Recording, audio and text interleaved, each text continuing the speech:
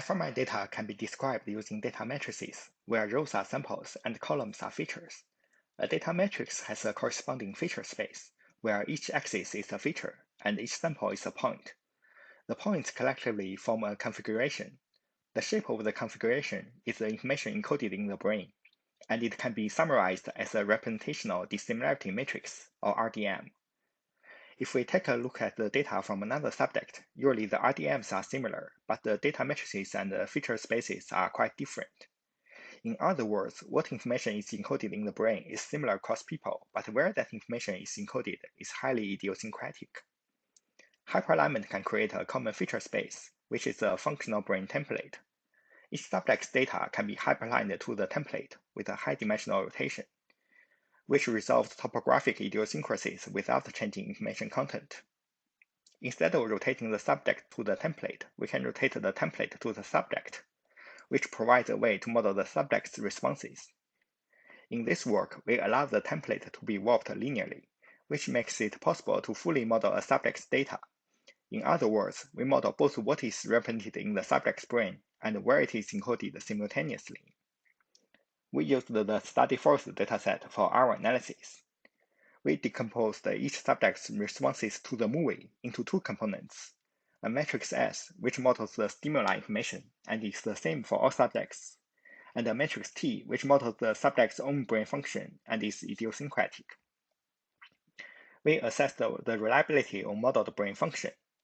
We split each subject's movie data into two parts and obtained a T matrix from each part. We summarized the results using an individual differences matrix, where each element is a dissimilarity between two T matrices. The obvious diagonal blocks means that the T matrices from the same subject were much more similar than from different subjects.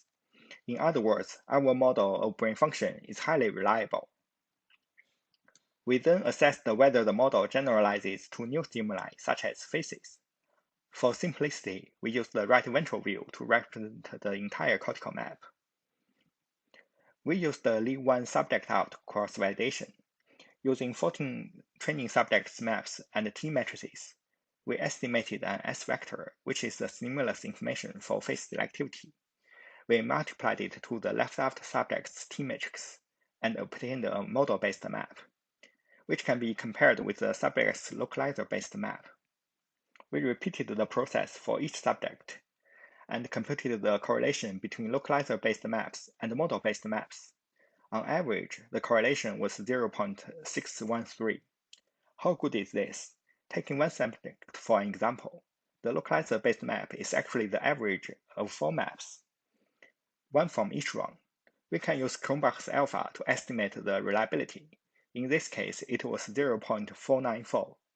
In other words, if we correlate this average map with a map based on another 21 minutes of localizer scan, the expected correlation is 0.494.